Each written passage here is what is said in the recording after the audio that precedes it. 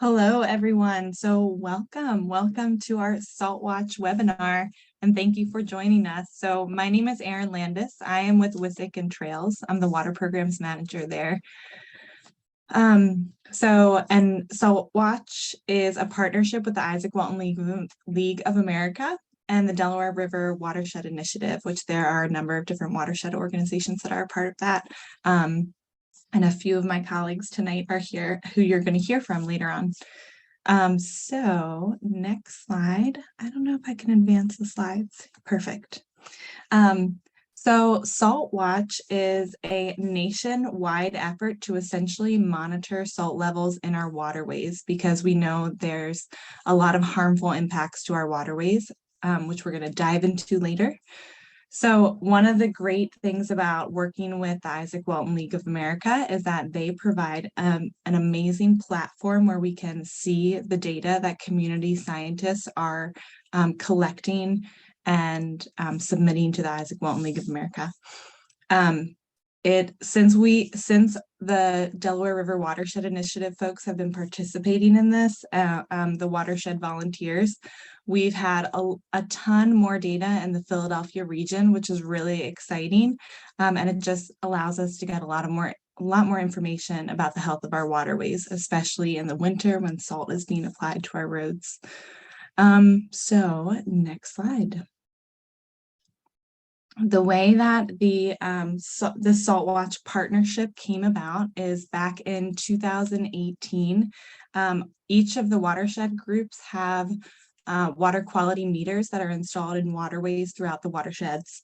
And they monitor a number of different parameters that correlate to stream health. So things like pH, temperature, and conductivity. Conductivity is essentially similar to the salt content of water, or it's an indicator of the salt content that's in water. And so there was an early snowstorm in 2018 in November.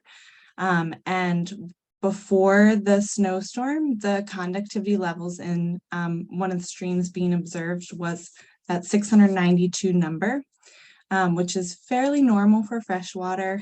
And then following the storm, that conductivity leaped up to almost 2,500 microsiemens per centimeter, which is it's a high number. It's much higher than we want to see in freshwater. It's going to have harmful impacts on the stream and aquatic life. So what was really interesting about the snowstorm, it was kind of a surprise storm that people weren't necessarily expecting. So the municipalities didn't have time to apply salt to the roads. So one thing that we took away from this event is that a lot of the connectivity impact and the salt impact on the streams was due to the behavior of private residents and also private business owners. So we thought that was a really interesting conclusion to draw from looking at that data. And it also inspired us to think about how we might be able to reach out to the people that are applying salt on our roads and driveways, and also change behavior and look at the impacts that our behavior is having on our streams. So we in the watershed groups were kind of looking for resources around this, and we connected with the Izaak Walton League of America. They have amazing resources. They already had a program set up to empower people in their own community to monitor their waterways with data collection strips that we're going to talk about, and the ability to collect data and also share it among the public. So next slide, I'm going to turn it over to Abby, who is here with us from the Izaak Walton League of America to talk more about Salt Watch. Hello, everyone. My name is Abby Heilman. I am the Salt Watch coordinator at the Izaak Walton League of America. And so I'm, again, like Erin said, here to talk to you a little bit about our Salt Watch program. This season, by the way, just so you know, is our 6th season of chloride monitoring. And I do want to mention that throughout my portion of the presentation, I will be using the words salt and chloride interchangeably. So next slide, please. So in many areas of the United States and also throughout the world, we use salt on our roadways. It's really necessary to stay safe during the winter time for both on our sidewalks, our roadways, parking lots. But unfortunately, as the snow and ice melt throughout the season and as rain falls, a lot of that salt actually gets washed into our storm drains and streams and even can end up in our drinking water. The United States alone uses between 10 to 20 million tons of road salt every year, depending on the winter weather. So what really makes up road salt? Road salt de-icers typically contain sodium chloride, that NaCl that you see there. It's the most common and also the least expensive of the different types of chlorides or salts that are put down. There's also potassium chloride, magnesium chloride, and calcium chloride. And I do want to mention that even if a bag is labeled as pet safe or eco-friendly, it usually still contains chloride. Next slide, please. So this is where it all started for us. In 2017, a fellow at the Izaak Walton League of America, he was doing his normal testing of a local stream, and he noticed a truck's road salt spill right outside of our national office headquarters in Gaithersburg, Maryland. And the salt spill was right next to a storm drain, and that storm drain led directly to the local waterway that he was testing at the time, called the Muddy Branch, and that stream leads into the Potomac River. He contacted a couple people and local government agencies to try to figure out what to do about this, because it was sort of a thing that he'd never thought about before. And the government was notified and the salt was cleaned up by them. They had some people sent out. But unfortunately, between the time that the salt was spilled and the time that it was cleaned up, the chloride levels in the stream actually spiked to 3 times the toxic limit set by the EPA. And so inspired by our Save Our Streams program, the Izaak Walton League launched the Salt Watch campaign or the Salt Watch program in 2018 in order to mobilize community scientists to monitor chloride or salt levels in their local waterways and to advocate for better stream health and smarter salting practices. Next slide, please. So the goals of the Salt Watch program, it is now a national science monitoring program, again, focused on monitoring chloride or salt in local waterways. And the goals of it are to raise awareness in the general public about the connection between salt and stream health, to identify chloride hotspots in freshwater, and to advocate for smarter salt application, storage, and cleanup of road salt by sharing results with private landowners and local and state agencies. And a lot of the program involves education, especially around that storage, application, and cleanup. A lot of our salt applicators, for instance, have no idea how much salt to apply, and a lot of them actually are contracted by the bag, which really leads to a lot of gross oversalting practices.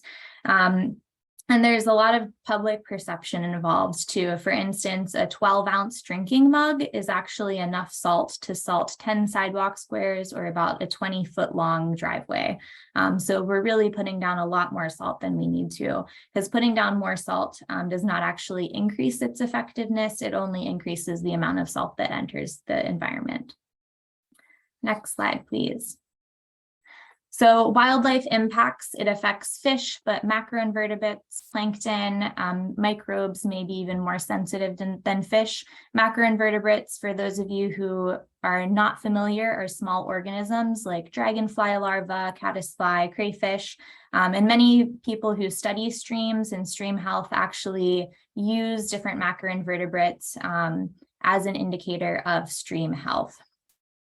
Vernal pools are, can you go back? Sorry, vernal pools can also be more intensely affected as well. Vernal pools are seasonal waterways that usually develop with the seasonal thaw of the winter weather. And so a lot of that salt can end up in those vernal pools. And then also mammals can be impacted by drinking chloride from streams, especially if it's at a high level. Next slide, please. Drinking water impacts. Chloride is different than chlorine. It does not actually disinfect water like chlorine does.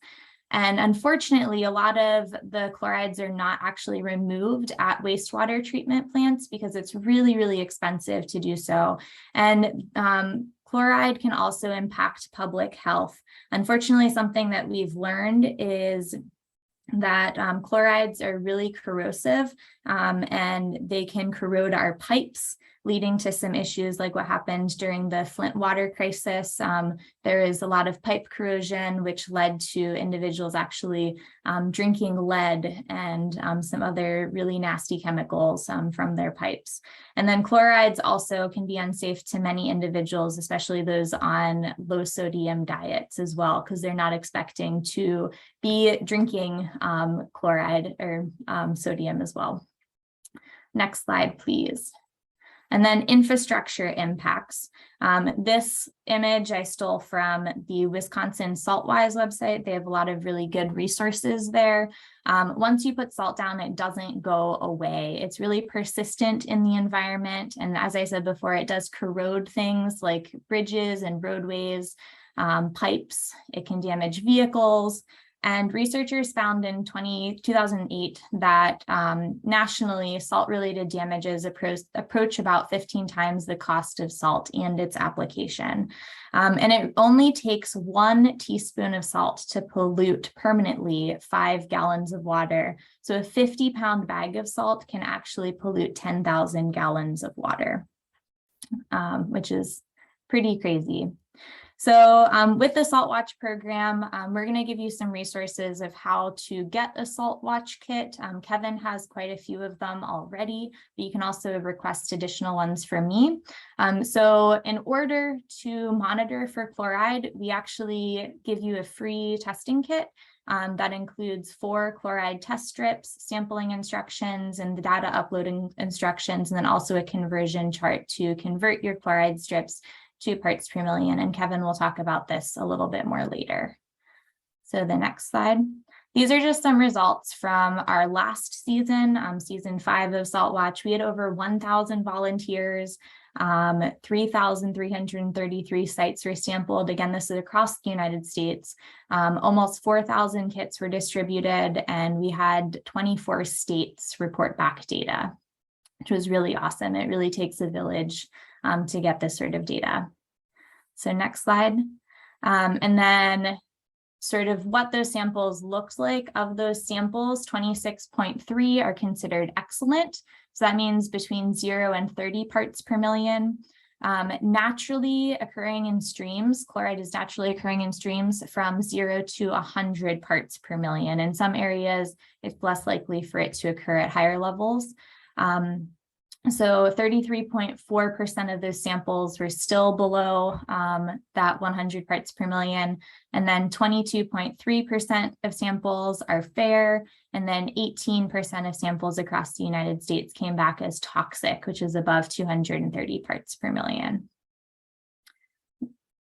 This is just some examples of, or some screen grabs of chloride across Philadelphia, sort of the larger region or larger area of Philadelphia. And you can see over the years, we've gotten more and more data results back, which is really great to be able to track really what's happening in this region. So next slide. So the next couple of slides, I'm sort of showing you where are your watersheds that we're talking about specifically here in Philadelphia. So here's Philadelphia. And then the next slide. These are your 3 watersheds that we're talking about, and they are, a couple of them are sort of the upper and the lower versions or parts of these watersheds. So next slide, this is the upper Wissahickon. The next slide shows the lower Wissahickon. So those 2 on the left, the Tacony Creek and Frankford Creek, and then we have the upper Pennypack and the lower Pennypack. So looking at these sites, I pulled some data for you. So for the 2018 to 2023 season, we got 323 data points. So that again is just for this. It's not for the greater Philadelphia region, because I know some of you sample not necessarily in these watersheds.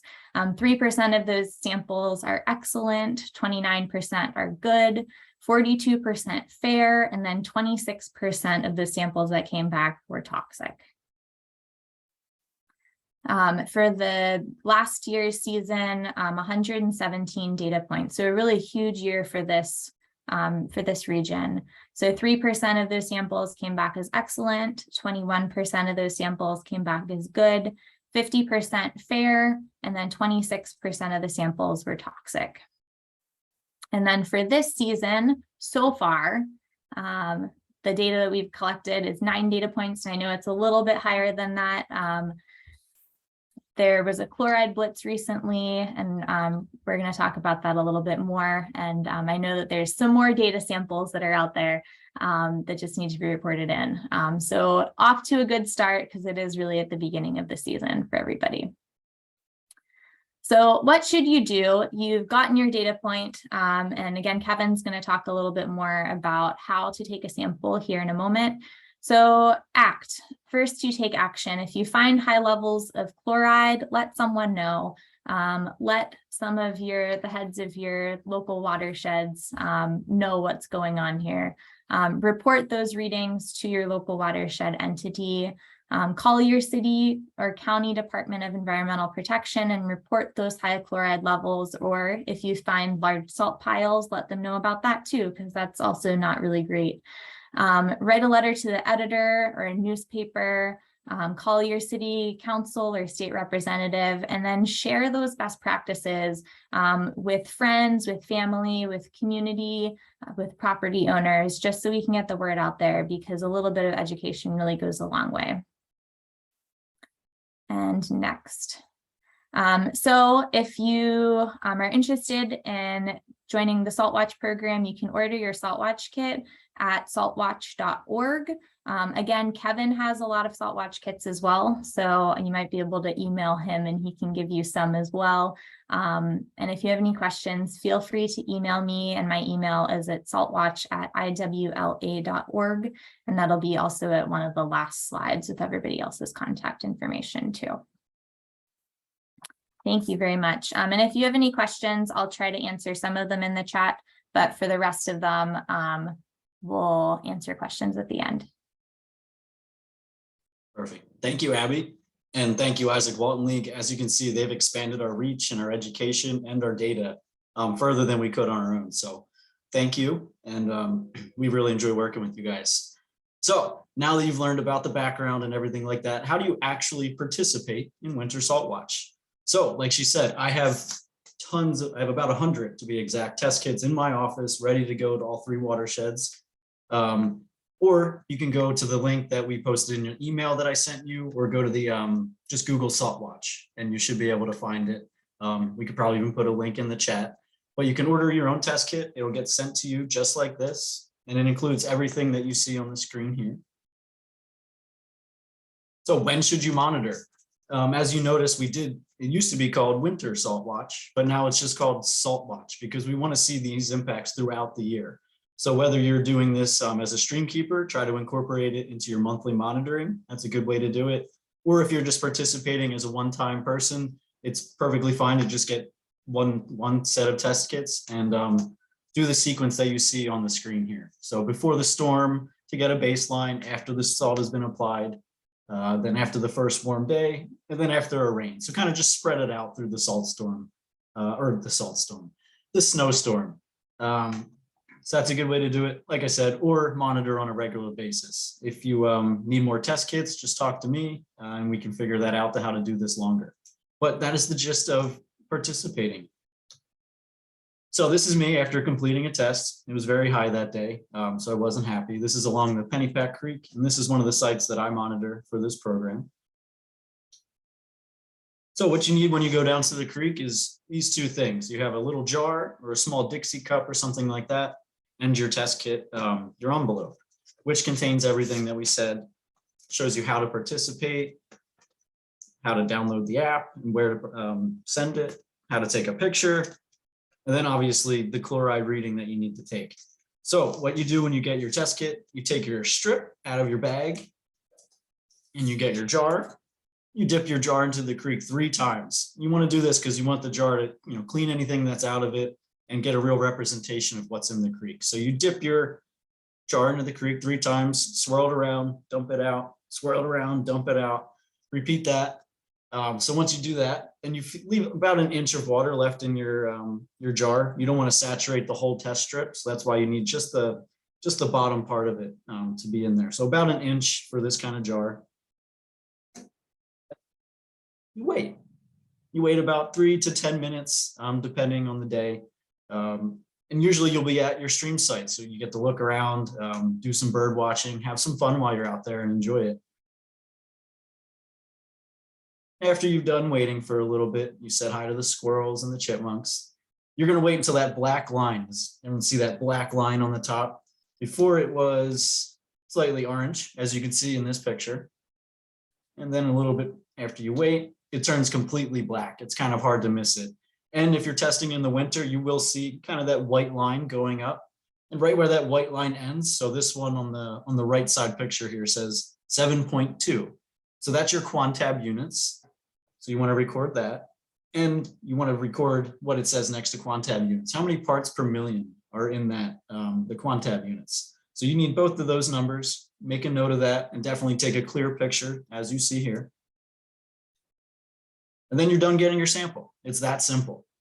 But now you have to report that sample. So here's a better idea of what that picture looks like. Try to get it as clear as possible so Abby doesn't have as hard of a time doing all this data entry, because it all does go to a real person and they look at it. So try to make your data entry as clear and as simple as possible for those people. And if you order the test kits or when you come get them, this is all in your packet. This is exactly how you report this. Some people have already done this before and some have not. So you're gonna, if you haven't done this before, you want to download the Water Reporter app and go through all of these motions here. One of the most important parts of that is following the Izaak Walton League of America. So that way, when you do your reports, everything gets shared with them. So that's one of the most important parts of all of that. So like I said, you want to download the Water Reporter app. And if you don't have a smartphone or anything like that, there is a web-based version of this. So simply get your data, take your picture at the creek, and then go home and you can upload everything from there. So not to worry. After you get the Water Reporter app, like I said, you want to follow the Izaak Walton League. Make sure you see something similar to the screen here and join that. If you're at the creek when you do your report, the location should come up automatically. And then you add your description and the photo you just took. The description can be the watershed you're in, the creek you're at, the specific time of day. Try to include some information, background information, where you're at, what time of day, if it's snowed, if this is your baseline test, just some simple background information so we have a better idea what your sample is for. And after you add your photo, you share it with the Izaak Walton League. That'll be at the bottom of every post. You want to make sure you click that. And then submit your report. Simple as that. And after you submit your report, this is what goes to the Water Reporter app, and this is what other people can see. So you can see at the bottom there, they had some good background information, what date, where they took their sample, and then prior to ICE event on Saturday. So that was a perfect example. You see what watershed they're in, and they tagged the Izaak Walton League of America. So this is what a sound report looks like, a clear picture. And this is even it's a kind of a lower end reading, even better. Another problem that you might run into is some of your creeks might skyrocket past these low range chloride test strips. That is okay. It's not okay. It's not good for the creek, but no need to worry. You can either get higher range test kits from Ryan Newman at TTF or myself. We can work that out. And you can still submit that report. Just make a note that it exceeded the range of the low range test kit. And then you can put greater than 648 parts per million. So that may happen to you. So yeah, if you have any questions on that, we'll save those till the end. But that's the general idea and how simple it can be. So this is really easy for kids to get involved, classes, Boy Scout troops, church groups. It's a really fun and kind of easy way to teach people and get them outside. So besides doing, this is all because we want to reduce the amount of salt going into the creek, right? So besides taking these test kits and advocating and some of the other things we mentioned before, and by the way, Izaak Walton League, that chart she had, almost every one of those, there's references and resources and ways for you to do that on their website. A lot of it's already done for you. You just need to send it away. just wanted to make a note of all those great resources. But besides advocating and doing test kits, there's things we can all do better at home.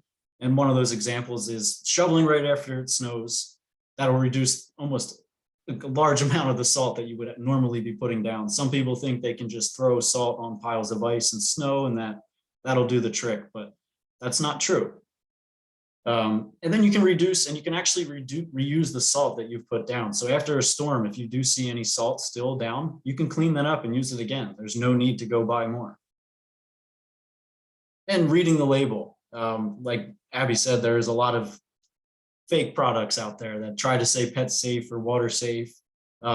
Just be really careful before buying any of those.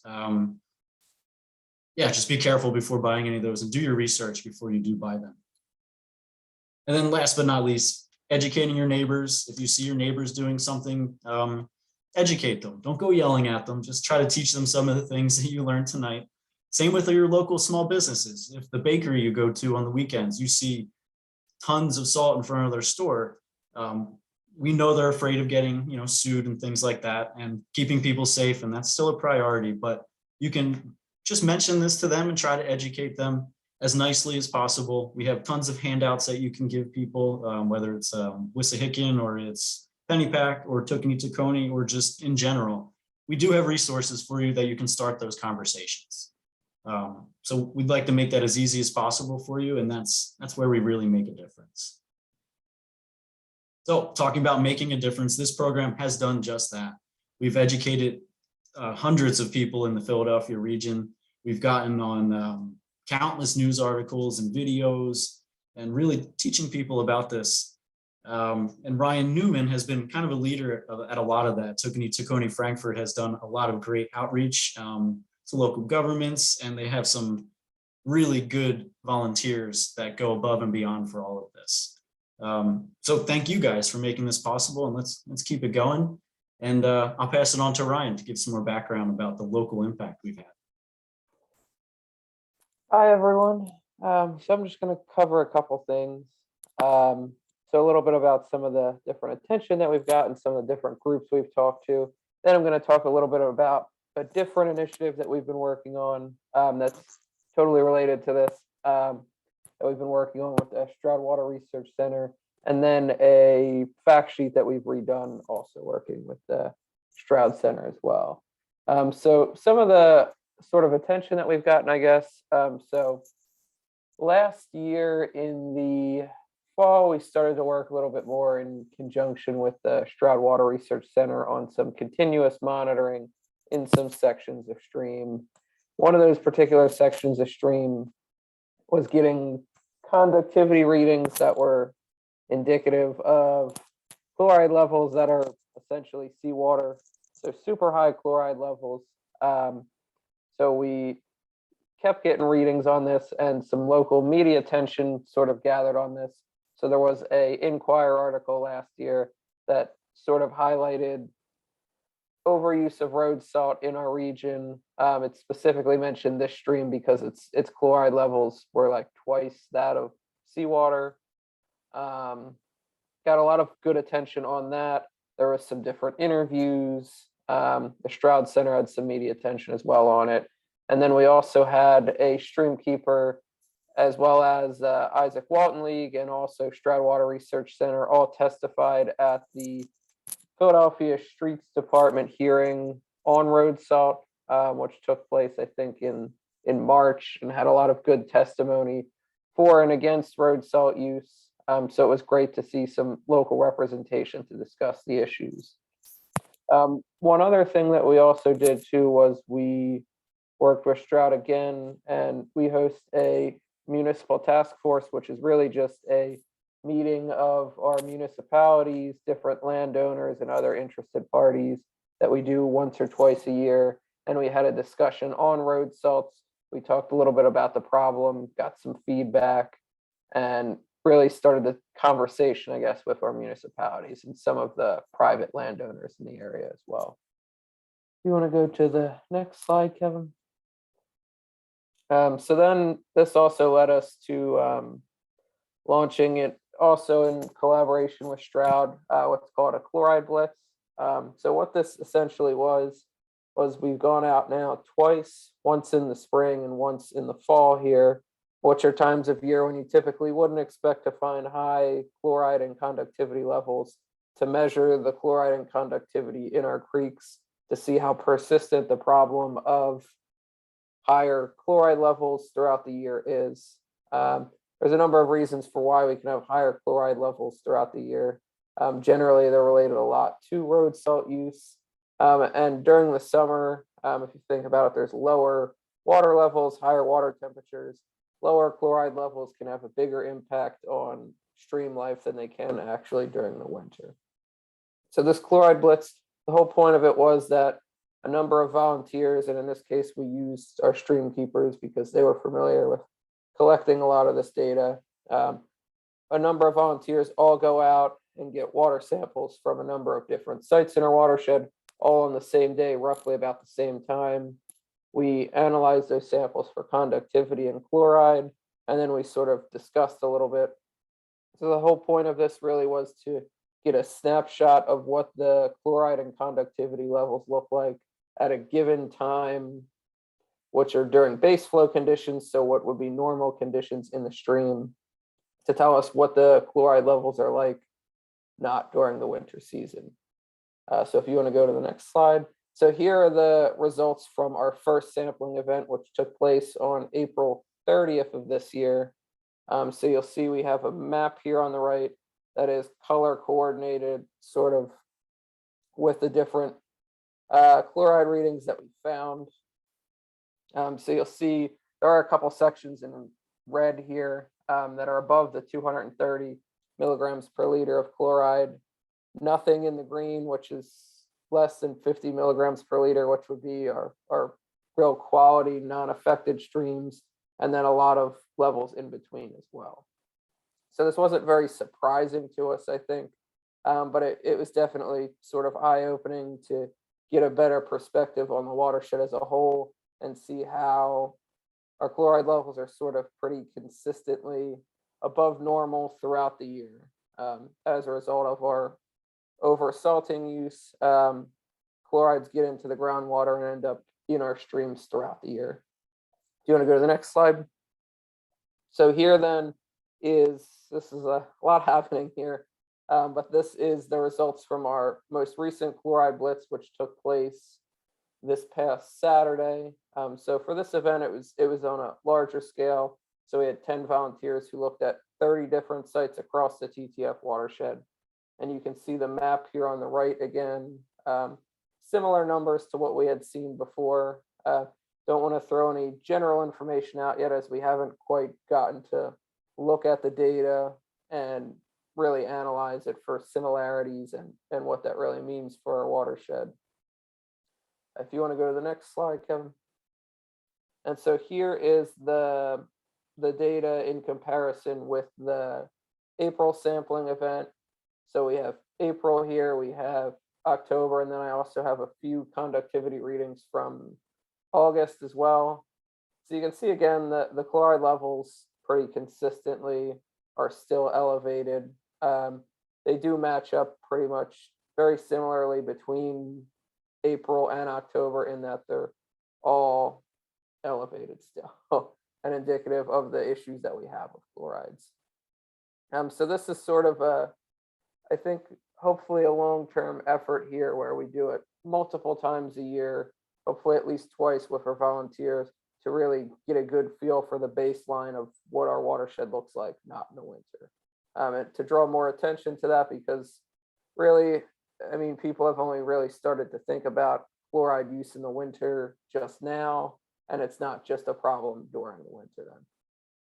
You want to go to the next slide? So here is a little bit more education resources that we've been working on with the Stroud Water Research Center as well. So this is a fact sheet on road salt use.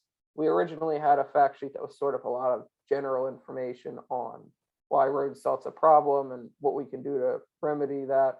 And so this past year, we worked with Stroud to really update this fact sheet with a lot of local data. So you can see a map here at the bottom of this flyer. a couple different figures on there, a lot of specific information about why road salt is a problem.